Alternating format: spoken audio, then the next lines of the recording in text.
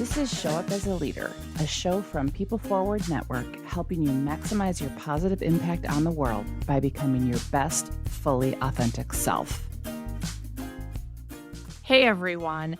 So if you happen to be listening and you identify as a female, you are going to love some of the conversation that I had with Laura Raynak as we talk about moving away from mean girls stuff and really what does it mean to support one another as women and so much more. But I will get into that in a moment. And if you are not or don't identify as a female, but you know women who identify as a female, this will also benefit you because there's a lot in this when we think about women in the workplace, when we think about embracing our feminine qualities, there's just lots of good richness in this conversation. So, if you're not familiar with who Laura is, she is an executive search professional who is the principal and owner of Raynak Executive Search. She's been doing this a long time and specializes with C suite and board of directors position and really about finding the right person, right seat, and really looking at the quality of leadership. And so, just to give you some preview of some of the things that we talk about something moving from considering that there's a glass ceiling to actually being stuck in what she calls the sticky floor and really how we get in our own way. We talk about that leadership is really about fellowship and are we paying attention to that and creating space for that? She talks about recognizing that so many of us are really have scared children on the inside and we're showing up as this child version of ourselves and how do we nurture that? And really she talks about a really critical difference of mentorship versus sponsorship. So I think there's a lot of little bites of wisdom and nuggets that I think will be helpful here and would love to know what you think. Laura, I am super excited to be having this long overdue conversation. And we're going to talk about diversity, people's awareness that diversity matters, that inclusion matters, that belonging matters. Yet, a lot of people are stuck of, well, what does that mean? And how do we actually move from like a check the box to what does it actually mean to have environments and teams that truly are inclusive, that truly are diverse? And how does that look in business practices? And so, say a little bit more about how you view it and what you've been doing to help teams and organizations move from great idea to practicality. It starts with understanding that we have a natural tendency towards bias. And so it's kind of like you have to check your bias at the door when you come to work. You have to understand what they are, and then you have to be able to check them when you're talking to other people. And then you have to understand that people approach problems and ways of communicating and handling conflict in different ways. And that is also part of the work environment and bringing people together and just understanding those differences and building bridges. The biggest thing we have to keep in mind is that everybody's trying their very best every day, even though it doesn't look like what we would consider are the very best every day. And we have to encourage that. And the overall arching thing is I think we just have to align our teams to understanding that if you want to go fast, you can go by yourself. But if you want to go as a group, you go together. So you have to be inclusive. You have to bring people along with you. It's part of being very successful. I want to piggyback on that because this was something you said when we met in preparation for this. You said if you want to go fast, go alone. And if you want to go further, go together. And I think sometimes there's this like everyone out for themselves type of thing. So, how do you help teams really embrace that go together if we're going to go further, that it's not always about fast because fast doesn't necessarily have impact or fast isn't necessarily effective. Fast is fast. But how do you shift that mindset from fast to further and to impact?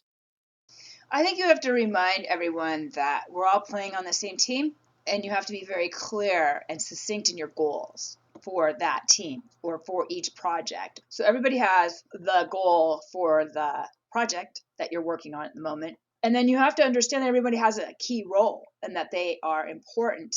You have to help your team members feel like they are individually each important to the project and how each role is integrated into the other roles and how we sort of interdepend on each other to get things done.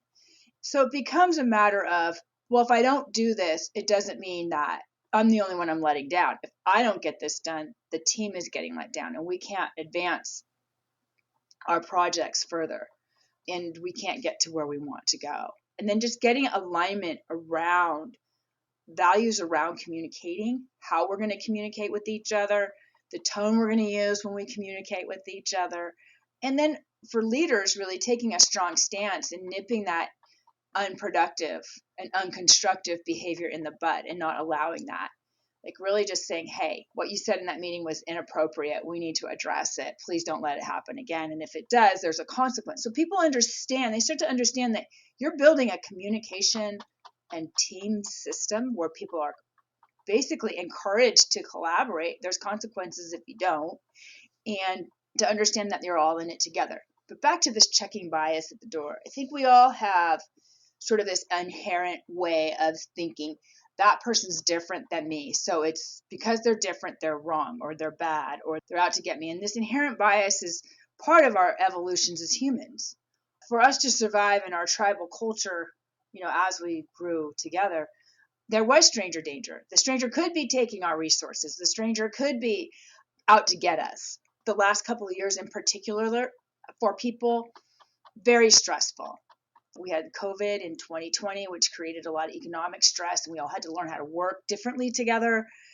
And then the last 9 months of stock market crazy gyrations and political things happening, and more awareness of how discriminatory practices are being played out in different ways and being brought really to light. So there's a lot of stress around how do we fix this? It's kind of in our face all the time.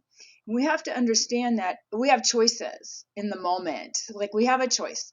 Something comes up, we're like, wow, that's really inappropriate, or really, I didn't like that, how that sounded. And we have a choice. We can ask for clarity. Like, hey, I'm curious, how did you come to that opinion or that point of view? Or how did you come to getting that idea? So that you're in a learning environment and you're learning about each other versus wow, that person's really wacko, or I don't understand what they're saying and I don't get it. I don't like them. Everybody on your team has to keep their mindset open, and they have to be aware that they're going to have these little things going on, particularly because of the environment we've been in the last 2 years. It's kind of been indoctrinated into us. So it's really kind of a fight to keep that noise to a minimum, and to say, and make a personal sort of commitment to not participating in that. And then as a team leader, making that part of your value system. Like, hey, we're not going to participate in that sort of behavior or that thinking here. We're all here to make this better. We're all here to get the best out of it. I think the more chaotic and unsettled our world gets, it triggers people even more and more because it's in our innate human DNA to want to seek out familiarity and seek out comfort. So as stock market's going crazy and political stuff's going crazy and the world this and that, we cling even tighter to what's familiar, which is our filter we have, the conscious and unconscious biases we have. So it becomes easier said than done to lean into curiosity. It becomes easier said than done to operate with that people are doing the best that they can in this moment, given their level of stress, their level of education, their level of awareness, and how can we lean in versus doubling down on judgment. And so we're doing a lot of work with teams right now to give them a core and common language and tools to be more self-aware, to pause and disrupt that leaping to judgment. Can you share some examples of how you're helping teams do that? My role for organizations is to help them hire great team members, right? Great leadership members. And so one of the things we're looking at is not just how that person communicates and performs sort of on a peer level, but also how do they build and develop teams and what's their style. And so when we look at key leaders, we look for certain attributes, particularly how have they embraced change in the past? How have they managed chaos and very difficult situations? And how is it that they help develop and build their team members? And some of the things that we look for are, did they create sort of a common language among their team? How did they communicate the common value system? How did they basically build consensus and get everybody on their teams to understand we're all in this together? We're a highly functioning family unit, not a dysfunctional family unit. So we're really trying to build highly functioning groups and creating sort of systems and communication programs, much like what you're doing for this. But we bring in leaders that have demonstrated that in the past, that can do this and that approach it from a really more, I would call, holistic viewpoint. I think the business climate has gotten a lot more challenging in the last couple of years for just about everyone. And so it's been a very tumultuous time. Leaders have had to learn how to manage a remote workforce. And now they're bringing them back. And then they're also like, well, how do I do team development when we're remote? And how do we get things done? And really creating sort of a followership is what I call it. Like, for instance, I was working on a project for a client, and my first question to them was, how do you create followership? How do you create people? How do you get people to follow what you're doing? And part of that is how that executive shows up, how they communicate, how they lean into their people and teams, how available they are. In addition to, they still have all of their commitments, but most leaders, their number one role is to build and develop people and to enable those team members to execute better as a group. I don't know why people think they can do this thing alone, but we just can't. We're not designed that way. And the more we can create communication systems and teams that demonstrate this on a day-to-day basis are great. I have a client, she's great. She's building this amazing company, and I've helped her put together 4 or 5 members of her leadership team.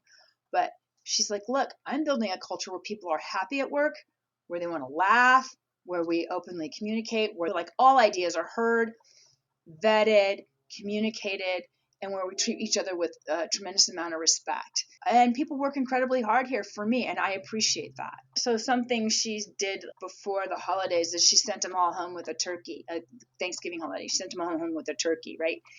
Little things like that to show people that they're important and valued in the workplace as a person. Those are the important things. That's what creates her environment. Sometimes we can get so focused on task and so focused on getting stuff done and we forget about the people. And you're right. I mean, we are not designed to go so alone. We are neurobiologically hardwired to be in connection with other people. And, to your point with followership, and I'm glad you brought that up because you're not a leader if people don't follow you. If people aren't following you or you're not able to rally them, because it's really not about you as the leader. It's about, are you creating the conditions for people to feel seen as a human being in their full diverseness and authenticness? And it's really about, are they following a greater collective purpose and vision? And you happen to be that conduit. And so when I think of followership, it's not really about the person, it's what the person represents, and they're the conduit for really furthering a collective vision. Or, it doesn't last beyond the leader. If that leader left, well, then it goes away, versus are we building the sustainability for a collective impact? I couldn't agree more with all of what you're saying. The best leaders I know bring their humanity to work, meaning they're not afraid to be vulnerable with their team and go, hey, I'm having a really bad day, so we're going to have to go soft on our communications today. Or one of the things I heard early in my career, and I think this is very true, particularly in tumultuous times like the ones we're in now, is that most people are scared children on the inside. And the better we understand that and the more we communicate with that sort of softness, the farther we're going to get. And I think it's one of the secret sauces that women leaders have in the work environment. I think it's why companies that hire strong women leaders in their senior management team perform better. I think on the inside, everybody's the same, right? We all get scared. We all hurt. We all have happy. We all have all these different feelings, but connectedness, belonging at work, creating inclusive environments, that's the stuff. The emotional engagement is how you get more out of your people and your teams. And when you can show them that you're there for them, I think that really helps you go further with the people and then creates that conduit for the environment for high productivity. When you talk about, most people are, scared children on the inside, I think there's some truth to that. I know that in the coaching work that I do, and if you look at neuroscience, a lot of us are current filter that, whether we realize it consciously or unconsciously, that we have on reality was formed in those first 10 plus years of our life. So it was formed in childhood. And most of the rules we created are flawed and self sabotaging, right? And it's in self protective. So there is some truth to say we're the scared kid, because a lot of times when we're habitually getting hijacked by that 10-year-old self, and that's the version of us that we may not realize is actually making decisions in this moment out of the need of wanting to feel enough or self-protection or whatever it might be. And so I think that that's universal regardless of what gender you identify with. And this is not about gender, this is about energy. You look at, there's childlike energy, there's feminine energy, there's masculine energy, there's elder energy. And if we look at just like the masculine and the feminine, masculine traits are historically the power and control and results. And a lot of that has not served not only not women well, but actually no one well, because the burnout and the stress. And when you talk about the empathy and the caring, those are more feminine qualities. And I think from a leadership standpoint, in the past, they were viewed as weak. And I think we're recognizing now they're actually power skills, right? But I think the world still has some catching up to do. We know that women are still not promoted at the same rate as men. We know that there's still this massive gap. And so many of the women that I coach, I hear them say things like, I got to where I am by basically quieting and dimming and muting the feminine parts of myself. Like, I basically had to show up as a hard-nosed bitch to be taken seriously and get where I am. And there's this fear of, if I start letting my true self that I actually care about people through, that suddenly I'm not going to have a seat at the table when I'm in a room full of predominantly men, especially white men, especially if I'm a woman of color. So talk to me about how women in leadership can actually own that feminine energy, if you will, and recognize it as a gift rather than a liability. So funny. I mean, I can think about my career, and I used to fall into the same trap.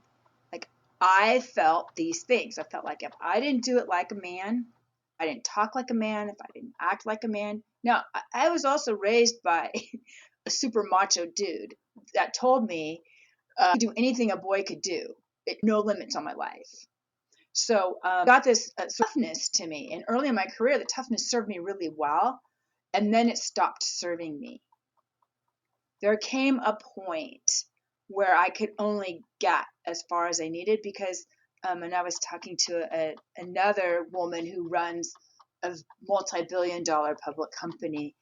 And I said, I think the more we can connect with the feeling part of people, the better we're going to be. And you can't connect with that when you're in this sort of masculine energy. The only way you can connect with it is when you become more feminine and more caring about the people. But because you're in the early part of your career, you're trained to kind of like charge it and be hard. You have to train yourself to soften it. Soften how you speak, soften how your words, your language, and your approach to people. You have to slow down your language. And I started to do that. I told them, when I tell my clients now, I really care about them. It transforms our relationship. They actually feel like I'm actually there for them. They lean on me more, faster too, believe it or not. And this very powerful woman says, the further I go in my career, the more I feel like the feelings are the important thing. And that's the unspoken thing that happens in these rooms. And she too has learned to like soften it. And as she's softened and hired people around her who can create this followership and people who are really truly dedicated to them, she's gotten more and more and more successful.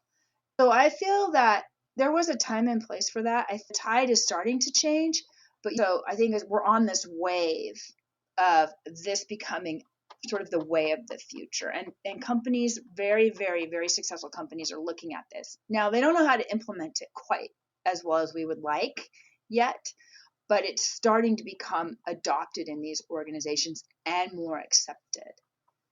And that the bitchy kind of hard behavior is starting to not be rewarded. It's starting to inhibit people. And so we're learning how to become more inclusive. I was just meeting with a client today that, especially in tech, they're still very much male dominated, and looking at, how do you create space for women? How do you create space for women of color?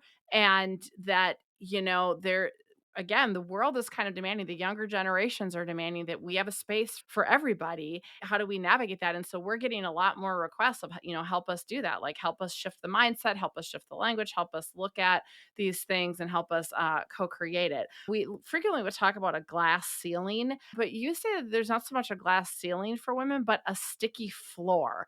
Can you say more about that? I feel like there's two things going on for women. I think that we're starting to have the conversations in board searches, board of director searches, and C-suite searches about hiring the woman who doesn't look like the men on your team, not just physically, but also in terms of credentials. Because there haven't been as many opportunities historically for women and ethnic minorities in the past. There just hasn't. And because of that, the pool of candidates isn't huge. So we talk about, if you have a high performer and someone who wants the role, what criteria are you willing to let go of? So that's starting to happen in the selection processes. And more women are bringing more women along, which is even better. So these things are starting to happen. I happen to be a member of Women Corporate Directors, which is an international group for hiring women as board of directors for all kinds of companies. And then I also happen to have a CEO networking group that I've formed. And so I'm seeing it actually happening within my purview. The sticky floor part is really about believing you can have it or not. And I think you have to get your psychology in line. You have to create internally the belief and the feeling and all of the things that you want to create in your outer life. It all starts inside. So you have to believe you can have it. And you can't take no for an answer. I think there's a perseverance that goes along with the sticky floor and with the believing you can. And then I think this is equally as important, is who you're surrounding yourself with. If you are in an organization that isn't encouraging you to continue to grow your career or to stretch, then you need to find another organization or team that's going to allow you to do that. And I think before we didn't think it was possible to do that. We always felt like, oh, there's going to be somebody that's going to recognize me and see all my fabulous things that I'm doing. And women quietly do not self-promote. And I think it gets us stuck. So the sticky floor has got a bunch of different elements in it, but it's really about mindset and speaking up and persevering. I love that because I think you're right. There's again traditionally less self promotion, and I think there's a way that you can self promote and not have it be insensitive or feel like a me monster or feel like an egomaniac, because I know a lot of the women that I coach and work with, that is the self-limiting inner narrative of, well, but if I do this, I don't want to be seen as an egomaniac, or they're about sharing credits. And so I think that it's not an either or. In my mind, it's a both and. Like, you can be proud of your accomplishments and say, hey, I'm excited about this, and you can also give credit to other people where credit is due. And that's not the same as just constant, like, well, I did this, well, I did this, well, I did that. But I do think there's an art and a discernment to how do you promote and celebrate your accomplishments in a way that allows you to be seen, allows you to shine, that isn't off putting. So I have a fabulous girlfriend and she's very accomplished. But every time I see her, it's I did this and I can do that and I can do these things and I can, but it's always in my face and I feel like it's so male to me. It's that whole power and control way, which goes back to like, well, if you're feminine about it, you're like, yeah, we accomplished a whole lot. These are the things I'm most proud of. In that context, it's you can say your accomplishments and it doesn't seem like somebody's trying to feed you something that doesn't taste very good. I feel like that's the part of being feminine, the feminine power, that the more we bring up, the farther we're going to go with it. Just feel like that's going to take us there, because I feel like acting like a man limits us in many ways. Yeah. Anytime you act like something you're not, or anytime you don't let your authentic self show up, we're limited, right? Because we all have our unique gifts and talents. And that's why, I love to say, never let anyone dull your sparkle, because it's when we dim it. And I've been guilty of this. Like, I was literally, just funny, you're talking about a girlfriend. I was traveling last week for a client, and I met a dear friend who happens to live there for dinner. And we were talking about what we're both working on. And I was actually talking about being excited about a couple of awards I've gotten lately. And I was prefacing like, well, I know you know me, so this isn't going to come across as egomaniac, but like, here's some stuff I'm thinking about. And it was so funny because she's like, it's about effing time. I've been telling you for 5 effing years to get out of your own way, and you do it to a point, but you've engineered smallness. And I'm like, oh my God, I really have. I really haven't fully let my sparkle shine. So anyway, I say that because we'll only go so far, or it's like, oh, but this is safety zone, or because I don't want people to think bad about me. And sometimes we need those people who are that reality check for us and can kind of tell us if we're being too much, but also can tell us when you're playing a little too small. Like, get out of your own flipping way. Right. And I feel that it's very easy to play small for women and for ethnic Hmm. minorities, because in many ways we're kind of grateful for the opportunity. But to think about how far we've come with kind of playing it more small. Now, I think the barn doors are open and the horse is out of the barn and there's no getting it back in. And I feel like this is a great opportunity for us to say, I can be great. I think what happens is the way we manage our relationships at work. And one of the things I tell people is it's really important. Everybody wants to get a mentor, right? Like, get a mentor, get a mentor, get a mentor. You hear that all the time. I think it's equally, if not more important, to get a sponsor. And so the mentor is that person you go to who says, hey, these are the things I think you need to do to move forward. But the sponsor actually kind of clears the path, right? And helps push you along.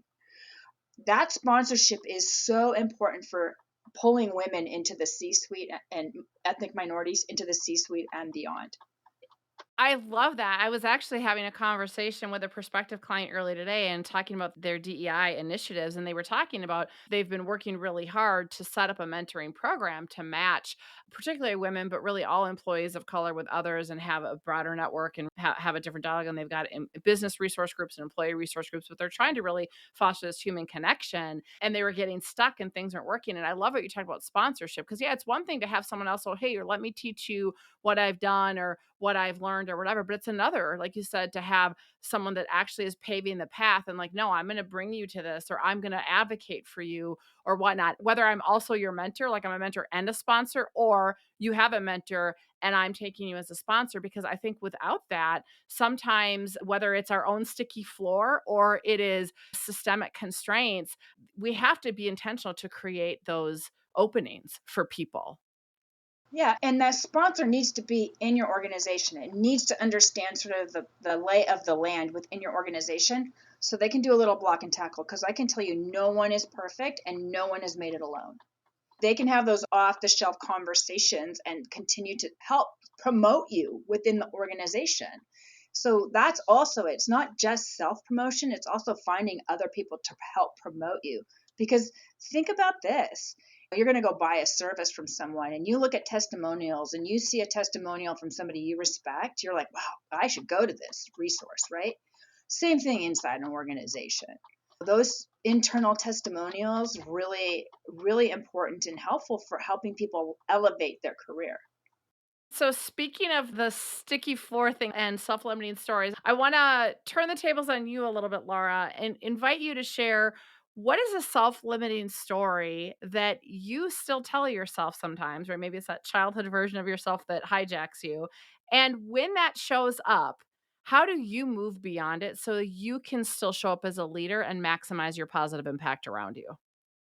Yeah, so I have this lifelong belief that I'm not good enough. And it's a weird deal. It shows up, it's like imposter syndrome on steroids. And I am incredibly well regarded and respected in my industry. I think people would be shocked if they heard this about me because I'm a tall girl and I come across as confident and like I know what I'm doing all the time. And half the time I'm like, you know, the duck on the lake, right? The feet are paddling, but you don't really see it. You see me moving. The way I get through that is I have a tool I try to get to 100, but I get to about 70. But I write down every accomplishment I've ever done that I am proud of from 1 to 100. I usually get to about 70 and then I can't think anymore. I get stuck at like 45 and then I get the hump and then I get to about 70 and then I'm like, yeah, I don't know, that's good enough. And then I go to the mirror in the bathroom. I look at myself in the mirror and I read these accomplishments to myself. And then I'm like, you know what, girl? I'm so proud of you and I love you. And I sit there for a minute and just soak that in. It's kind of a tool that people use to reprogram your subconscious to actually get off the hijack. Because I think we all get hijacked. It's part of being a human being. It's super easy. We're all feeling creatures. We're running around, feeling through our world. Sometimes we're aware of it, sometimes we're not. But sometimes when we hit that overwhelm and, you feel lost, I'm like, okay, the I'm not good enough stuff's here again. Okay, now what? So I'm like, okay, where's my journal, right? So my list, the mirror, I love you, and on. I think it's been a very powerful tool for me because it shifts my energy immediately from panic into love. And that's where I feel like I'm most powerful, right? Is when I'm in love. Yeah. We have to learn to start talking to ourselves like we would talk to someone we love, and we're so nasty to ourselves. You have to turn off the I'm going to shame myself into it. And I think women in Yeah. particular have a constant inner critic running, right? You have to say, hey, I'm not going to listen to that voice because that voice is going to shame me into thinking that I don't deserve the life that I dream about. And that's just not true. Yep. And then we engineer smallness and we end up stuck on the sticky floor. So there you go. Yeah, right. It's like, yeah, exactly, right? It's all the same. So, gosh, I've been participating in so many of these amazing women's leadership events. I belong to a group called Portfolia. We actually created an investment fund to invest in other women and things that other women want. Like we want femtech and longevity fund, a food fund, an environmental fund. So we have all these funds that we're all pulling our money together to invest in other women and things that will help our world. I'm involved in women corporate directors. And then I have my own CEO networking group and women's leadership networking group. And I have to tell you, 15 years ago, when I became a search consultant, that was a small room. There were like 3 women in the room I could recognize in a big event like Spit Conference or something. Now there's probably 40 women in 1,000. It's like 50 women in 1,000. So it's coming up, but it's still a small number. We still have to reach down and help pull each other up. We have to stop thinking that being the only woman in a room is super important. It's wrong. There's plenty of room for all kinds of other women, and that we have to honor each other's gifts. Everybody has strengths and gifts. And when you start to recognize other people's gifts and help them bring out their gifts, then that's when you start to create an environment where people are really feeling good about whatever it is you're working on, whether it's a volunteer thing, a nonprofit, or you're in an organization, or you're, hanging out with your friends. I think it just helps. It's that one leadership quality that I look for in top performers too. And it's part of the creating followership. Yeah, for sure. All right. Are you ready for the quick questions? Sure, go. Okay. Fill in the blank. Living authentically is the only way to go. Yeah, I can't be someone else. right. I mean, who are you going to be, right? It's hard. When the world is presenting an opening, but you don't feel like showing up as a leader, what do you do? I refer it to someone else, or because sometimes I'm just not ready. Like I've got too many things going and the timing is poor. I refer it to someone else. If I'm just tired and exhausted, I might punt to the next week. I'm a go-getter, so it's hard for me to say no. I think I'll find a way to say yes. Well, and I would say sometimes showing up as a leader is knowing when to put something off till later or to delegate it to someone else. That goes to the territory. So love it. All right. What is something people would be surprised to know about you? Oh, that I hiked the Pacific Crest Trail in college with my college boyfriend. as an experiment for our psychology of fitness class. All right. What is your favorite go-to movie? Oh, The Notebook. I'm a softie. That is a good one. What is your go-to song? We Are the Champions by Queen. Yes. You gotta have it. Yes. All right. I say something lightly because it doesn't have to be a thing, but what is something you can't live without? Horses. I ride horses competitively, and I have 3 really good horses right now, so I can't live without them. Awesome. Awesome. Love that. What is something in your ordinary daily life that makes your heart happy?